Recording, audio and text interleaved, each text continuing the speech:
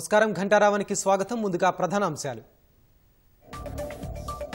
సంగారెడ్డిలో 9021 కోట్ల అభివృద్ధి పనులకు ప్రధాని శ్రీకారం.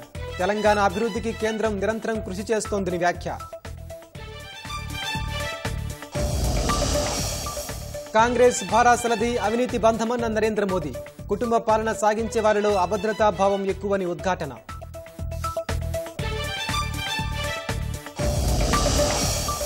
పదకొండు అంశాలపై ప్రధాని మోదీకి ముఖ్యమంత్రి వినతి పత్రం. మెట్రో విస్తరణ, మూసీ ప్రక్షాళనకు సహకరించాలని విజ్ఞప్తి.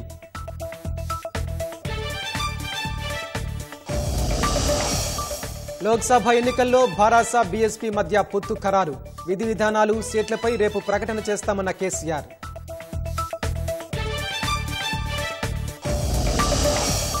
చేపలు, గొర్రెల పంపిణీపై విజిలెన్స్ విచారణకు సీఎం ఆదేశం. లావాదేవీలు ప్రాథమిక నివేదికను ఏసీబీకి అందించాలన్న రేవంత్.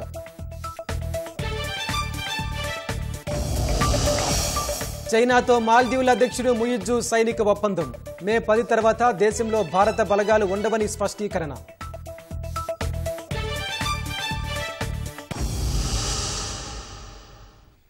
తెలంగాణ అభివృద్ధికి కేంద్రం నిరంతరం కృషి చేస్తోందని ప్రధాని నరేంద్ర మోదీ స్పష్టం చేశారు. రాష్ట్రాల అభివృద్ధే దేశ అభివృద్ధి అని నమ్ముతున్నామని వెల్లడించారు. సంగారెడ్డి జిల్లాలో మరికొన్ని అభివృద్ధి కార్యక్రమాలకు ప్రధాని మోదీ శ్రీకారం చుట్టారు. 9021 కోట్ల రూపాయల అభివృద్ధి పనులకు ప్రారంభోత్సవాలు, శంకుస్థాపనలు వర్చువల్గా చేశారు.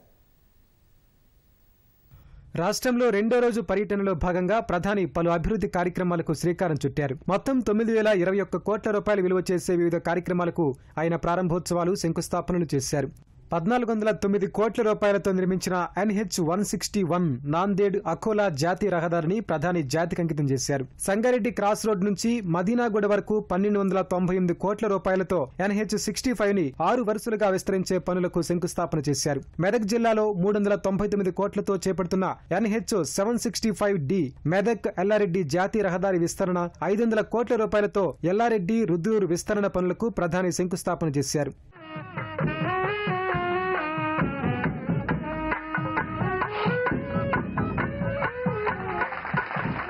హైదరాబాద్ బేగంపేట విమానాశ్రయంలో పౌర విమానయాన పరిశోధన కేంద్రం ఏర్పాటు చేసినట్టు ప్రధాని తెలిపారు. 10 ఏళ్లలో దేశంలో విమానాశ్రయాల సంఖ్య రెట్టింపైందన్న ప్రధాని పలు కొత్త రైలు మార్గాలు, విద్యుదీకరణ పనులు చేపట్టామన్న మోదీ ఘట్కేసర్, లింగంపల్లి MMTS రైలు సర్వీస్ మొదలైందని వెల్లడించారు. పారాదీప్, హైదరాబాద్ మధ్య పైప్ లైన్ పనులు చేపట్టామన్న ఆయన తద్వారా తక్కువ ఖర్చుతో పెట్రోలియం ఉత్పత్తుల రవాణాకు వీలు కలుగుతుందని వివరించారు.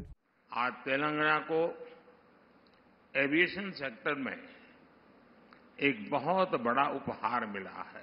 हैदराबाद के बेगमपेट एयरपोर्ट पर सिविल एविएशन रिसर्च ऑर्गेनाइजेशन यानी कारो की स्थापना की गई है.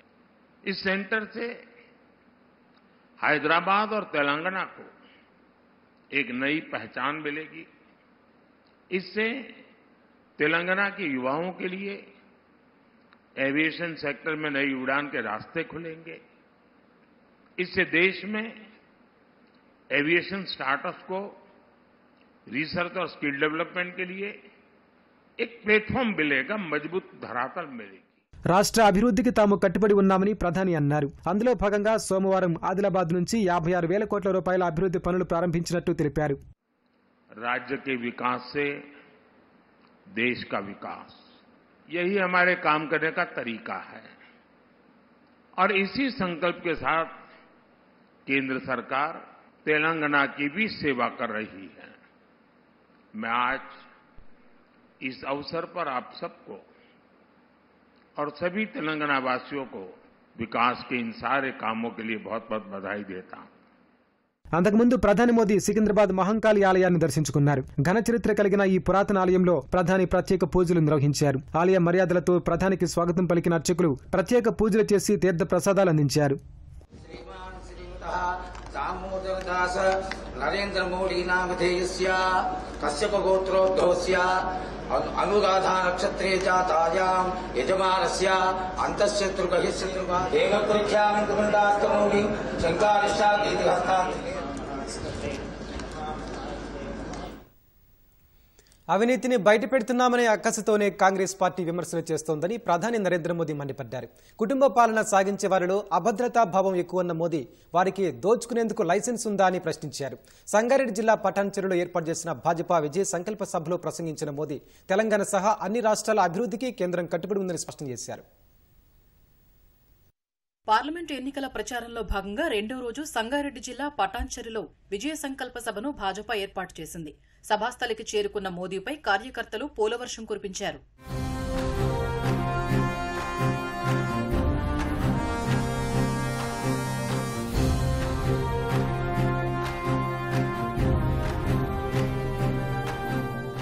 దేశంలో కుటుంబ పార్టీలు ప్రజల్ని దోచుకుంటున్నాయని నరేంద్ర మోదీ విమర్శించారు. కశ్మీర్ నుంచే తమిళనాడు వరకు వారసత్వ పార్టీల కుటుంబాలు బాగుపడితే ప్రజలు మాత్రం అక్కడే ఉండిపోయారని మండిపడ్డారు. ప్రజల ఆశీర్వాదంతో వారిని ఓడిస్తామని మోదీ అన్నారు. जब मैं परिवारवाद का विरोध करता हूं, जब मैं कहता हूं कि परिवारवाद लोकतंत्र के लिए खतरा है, जब मैं कहता हूं कि परिवारवाद नई टैलेंट को उभरने नहीं देता, जब मैं कहता हूं कि परिवारवाद युवाओं का अवसर रोकता है, तो ये लोग जवाब नहीं देते हैं. उस उल्टा क्या कहते हैं? ये कहते हैं मोदी का कोई परिवार ही नहीं है. क्या परिवार वालों को चोरी करने का लाइसेंस मिल गया है क्या? क्या ये लोकतंत्र है क्या? అన్ని రాష్ట్రాల అభివృద్ధి కోసం కేంద్ర ప్రభుత్వం కృషి చేస్తోందని, అందులో భాగంగా తెలంగాణకు పెద్ద ఎత్తున నిధులు కేటాయించామని మోదీ వెల్లడించారు. हम हर राज्य का विकास चाहते हैं ताकि देश का विकास हो. हम पहले के मुकाबले तेलंगाना के विकास के लिए ज्यादा राशि दे रहे हैं. अभी मैंने तेलंगाना के लोगों के लिए हजारों करोड़ रुपए का इंफ्रास्ट्रक्चर प्रोजेक्ट का लोकार्पण और शिलान्यास किया है. ये सारे प्रोजेक्ट्स तेलंगाना के युवाओं के लिए रोजगार के हजारों अवसर बनाने और उनके सपने पूरा करने का जरिया बनेंगे. కాంగ్రెస్ భారాస రెండు ఒక్కటేనన్న ప్రధాని ఆ పార్టీలు కుమ్మక్కయ్యాయని విమర్శించారు. కాళేశ్వరం పేరుతో కోట్ల రూపాయలు దోచుకున్నారని మండిపడ్డారు. बीआरएस के लोगों ने कालेश्वरम घोटाला करके किसानों से करोड़ों रुपए लूटे, लेकिन अब कांग्रेस क्या कर रही है? भाई चुप बैठी है. ये लोग बीआरएस के घोटालों की जांच तक नहीं करा रहे हैं, ऊपर से फाइलें खोज करके दबा रहे हैं, क्योंकि इन्हें लगता है कि इनके भी कई लोग बीआरएस के साथ घोटाले में शामिल है. इन्हें डर है कि इनकी सरकार में जो खेल चल रहा है कहीं वो खुलकर सामने न आ जाए. कांग्रेस पार्टी ने तेलंगाना को अपना नया एटीएम बना लिया है, लेकिन मैं इन्हें कहना चाहता हूं, एक दूसरे को कवर फायर देकर ये खेल बहुत दिनों तक नहीं चलेगा, क्योंकि मोदी सरकार में सर्जिकल स्ट्राइक भी होती है और एयर स्ट्राइक भी होती है. लेकिन इसके लिए मुझे आपका भरपूर आशीर्वाद चाहिए.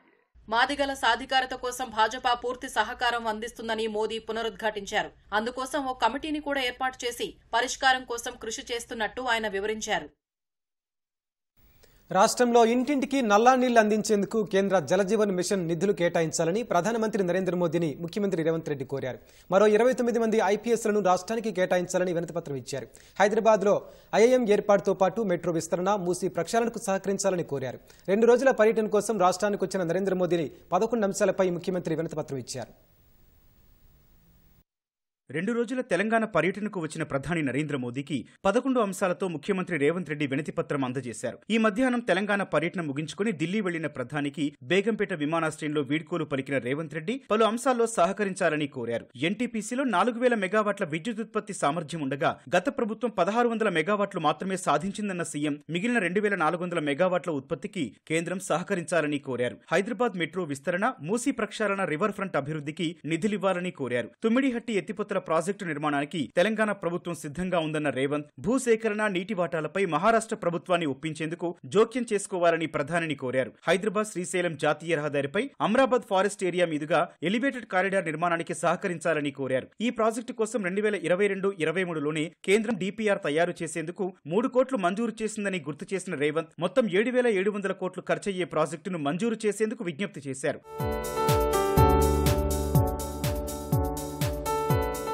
తెలంగాణలో ఇంకా 10 లక్షల కుటుంబాలకు నల్లా నీళ్లు అందటం లేదని, సమీపంలోని నీటి వనరుల ద్వారా గ్రామాలకు రక్షిత మంచినీటిని సరఫరా చేసేందుకు జలజీవన్ మిషన్ నిధులు కేటాయించాలని రేవంత్ ప్రధానిని కోరారు. 2016లో తెలంగాణకు 76 IPS క్యాడర్ పోస్టులను కేంద్ర హోంశాఖ మంజూరు చేసిందని, జిల్లాల పునర్వ్యవస్థీకరణ, పెరిగిన జనాభాను దృష్టిలో పెట్టుకుని మరో 29 పోస్టులు ఇవ్వాలని కోరారు. హైదరాబాద్ రామగుండం, హైదరాబాద్ నాగపూర్ రహదారిపై రక్షణ శాఖ భూముల మీదుగా ఎలివేటెడ్ కారిడార్ల నిర్మాణానికి అనుమతి ఇచ్చినందుకు ప్రధానికి ధన్యవాదాలు తెలిపిన రేవంత్ కంటోన్మెంట్ ఏరియాలో 178 ఎకరాలు, 10 TMCల కేశవపురం రిజర్వాయర్ నిర్మాణం కోసం పొన్నాల సమీపంలోని 1350 ఎకరాల మిలిటరీ డైరీ ఫామ్ భూములను తెలంగాణకు బదిలీ చేయాలని సీఎం కోరారు. అత్యున్నత విద్యా సంస్థలు అందరికీ అందుబాటులో ఉండాలన్న కేంద్ర ప్రభుత్వ లక్ష్యం మేరకు హైదరాబాద్ లో ఒక IIM నెలకొల్పామని, దానికి అవసరమైన స్థలాన్ని తెలంగాణ ప్రభుత్వం కేటాయిస్తుందని మోదీకి రేవంత్ రెడ్డి వివరించారు. భారత్ మాల కింద చేపట్టిన జాతీయ రహదారుల అభివృద్ధిలో భాగంగా కల్వకుర్తి, కొల్లాపూర్, గౌరెల్లి, వలిగొండ, తొర్రూరు, నెహ్రూనగర్, కొత్తగూడెం, జగిత్యాల, కరీంనగర్ 4 వరుసలు, జడ్చర్ల, మరికల్ 4 వరుసల రహదారుల టెండర్ల ప్రక్రియకు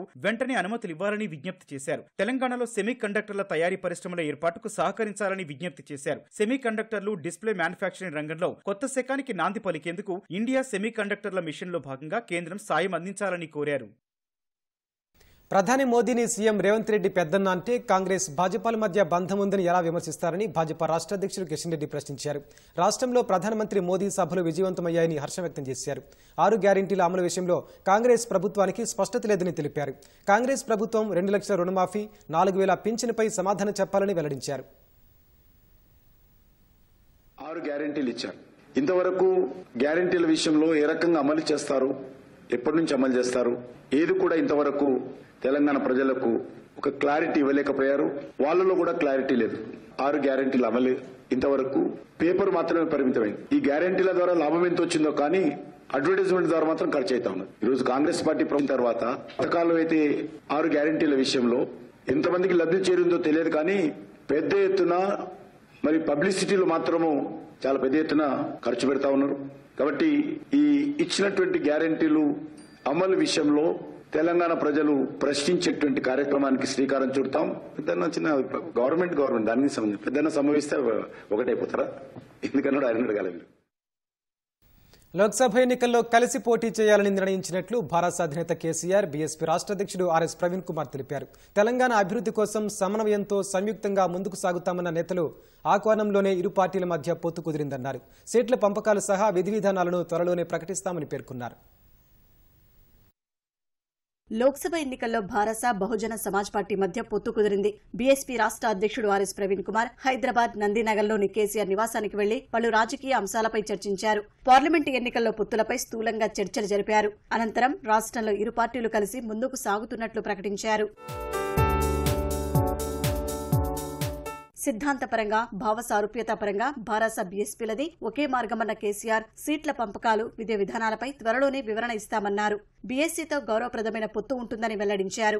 వచ్చే పార్లమెంట్ ఎన్నికలలో తెలంగాణ రాష్ట్రంలో బీఆర్ఎస్, బీఎస్పీ కలిసి పనిచేయాలని చెప్పి నిర్ణయించుకున్నాం. సిద్ధాంతపరంగా అనేక విషయాలలో సామీప్యత ఉంది.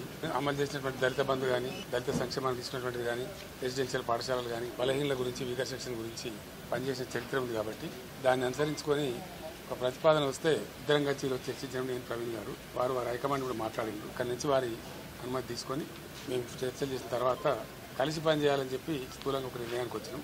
పని చేస్తాం కూడా. మిగతా విషయాలు మీకు కావాల్సిన లెక్కలన్నీ రేపు నుండి చెప్తాం. పొత్తులపై మాజీ ముఖ్యమంత్రితో చర్చించిన బీఎస్పీ రాష్ట్ర అధ్యక్షుడు రాష్ట్రంలో దేశంలోనూ లౌకికత్వం ప్రమాదంలో పడిందన్నారు. వాటిని కాపాడేందుకే భారసతో కలిశామని ఆర్ఎస్ ప్రవీణ్ కుమార్ స్పష్టం చేశారు. ఇరు పార్టీల స్నేహంతో రాష్ట్రం అభివృద్ధి బాటలో నడుస్తుందని ఆకాంక్షించారు. తెలంగాణనే కాదు యావత్ భారతదేశం కూడా ఈరోజు లౌకికత్వం అంటే సెక్యులరిజం లౌకికత్వం ప్రమాదంలో ఉన్నది.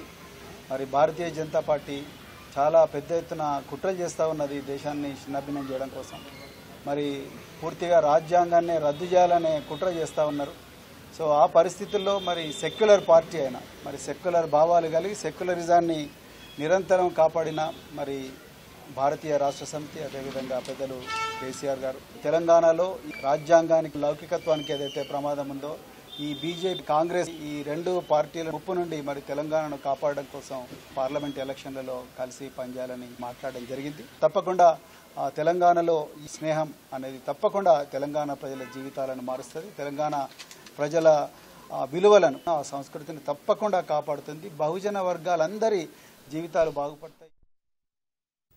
చేపలు గొర్రెల పంపిణీపై విజిలెన్స్ విచారణ జరపాలని ముఖ్యమంత్రి రేవంత్ రెడ్డి ఆదేశించారు. ఆ రెండు పథకాలు ప్రారంభమైనప్పటి నుంచి జరిగిన లావాదేవీలన్నింటిపై సమగ్ర విచారణ జరపాలని విజిలెన్స్ విభాగానికి ముఖ్యమంత్రి ఆదేశాలు జారీ చేశారు. ప్రాథమికంగా తేలిన అంశాలను ఏసీబీతో పంచుకోవాలని రేవంత్ రెడ్డి తెలిపారు. చేపలు గొర్రెల పంపిణీలో అవకతవకలు జరిగినట్లు ప్రభుత్వం భావిస్తోంది. గొర్రెల పంపిణీకి సంబంధించి గచ్చిబౌలి పోలీస్ స్టేషన్లో నమోదైన కేసును ఏసీబీ దర్యాప్తు చేస్తోంది.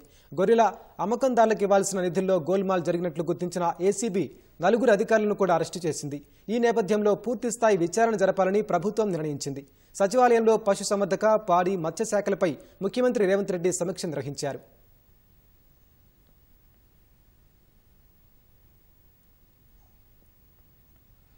ప్రజలకిచ్చిన హామీల అమలుకు కాంగ్రెస్ ప్రభుత్వం ఎప్పుడూ కట్టుబడి ఉంటుందని రెవెన్యూ మంత్రి పొంగులేటి శ్రీనివాసరెడ్డి అన్నారు.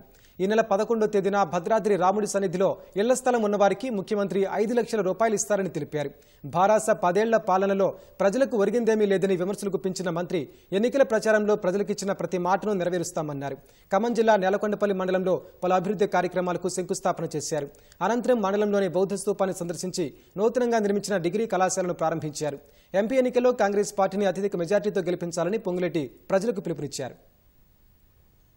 ఏదైతే 500 రూపాయల గ్యాస్ మొద్దు కానీ 200 యూనిట్లు కరెంటు కానీ కొంతమంది ఇంకా ఆ లిస్ట్ లో మా పేర్లు రాలేదని మీలో కొంతమందికి ఉండొచ్చు.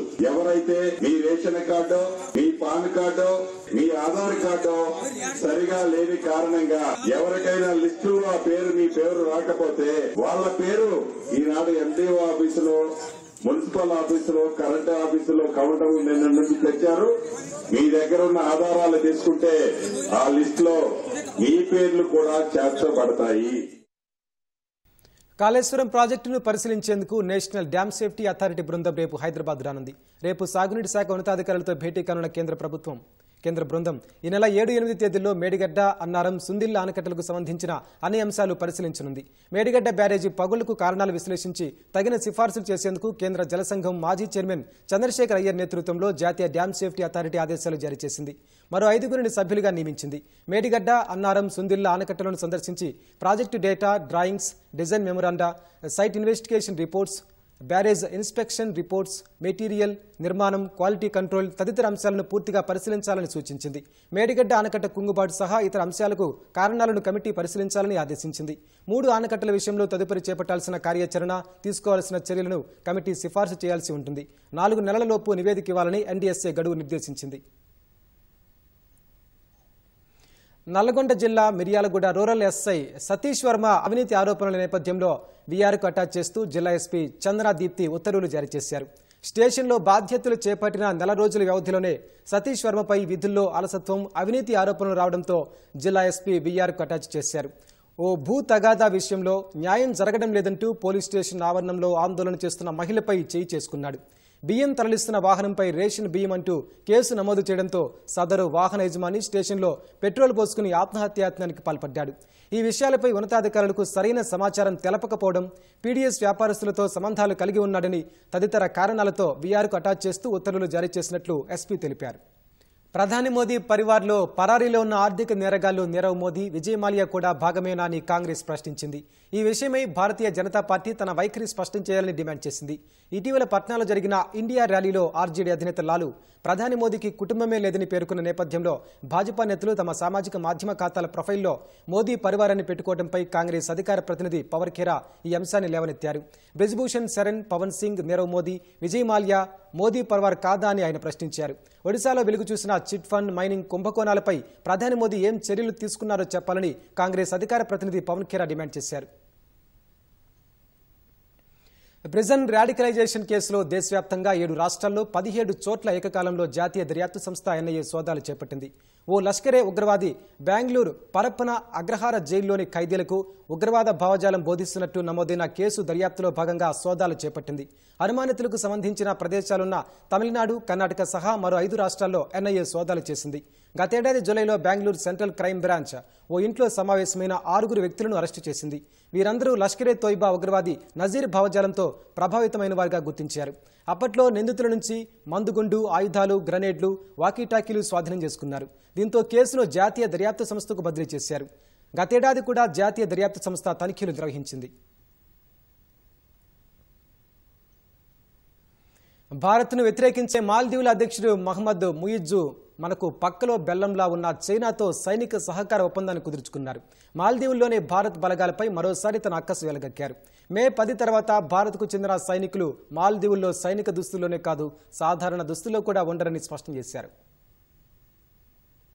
భారత్తో వివాదం వేళ చైనాకు దగ్గరవుతున్న మాల్దీవుల అధ్యక్షుడు మహమ్మద్ ముయిజ్జు మరోసారి భారత్పై వ్యతిరేక గళం వినిపించారు. మే 10 తర్వాత తమ దేశంలో భారత సైనికులు సైనిక దుస్తుల్లోనే కాదు, సాధారణ దుస్తుల్లో కూడా ఉండరని ముయిజ్జు మీడియాకు తెలిపారు. బా అటోల్లో జరిగిన పర్యటనలో పాల్గొన్న ముయిజ్జు తమ దేశం నుంచి భారత బలగాల ఉపసంహరణలో విజయం సాధించినట్లు తెలిపారు. దీనిపై తప్పుడు వదంతులను సృష్టించి పరిస్థితులను వక్రీకరించేందుకు విపక్షాలు ప్రయత్నిస్తున్నాయని చెప్పారు. మాల్దీవులతో ఒప్పందంలో భాగంగా భారత సాంకేతిక బృందం గత వారం ఆ దీవులకు చేరుకుంది. దీనిపై కొన్ని విపక్షాలు సైనికులే తమ దుస్తులను మార్చుకొని సాధారణ దుస్తుల్లో వస్తున్నారన్న అనుమానాలు రేకెత్తించాయి. దీనిపై స్పందించిన ముయిజ్జు ఈ వ్యాఖ్యలు చేశారు. తాజాగా మాల్దీవులకు ఉచితంగా సైనిక సహకారం అందించేందుకు చైనా ముందుకొచ్చింది. దీనిపై ఇరు దేశాలు ఒప్పందం కుదుర్చుకున్నాయి. మాల్దీవుల రక్షణ మంత్రి మహమ్మద్ ఖాసన్తో China major general Zhang Baokun సోమవారం మాలీలో సమావేశమయ్యారు. ఇరు దేశాల మధ్య ద్వైపాక్షిక రక్షణ సహకారాన్ని బలోపేతం చేసుకునే అంశంపై చర్చలు జరిపారు. అనంతరం మాల్దీవులకు సైనిక సహకారం అందించే ఒప్పందంపై సంతకాలు చేశారు. ఈ ఒప్పందం వివరాలను 2 దేశాలు బయటకు వెల్లడించినప్పటికీ ఈ సైనిక సహకారాన్ని చైనా ఉచితంగా అందించనున్నట్లు అధికారిక వర్గాలు వెల్లడించాయి.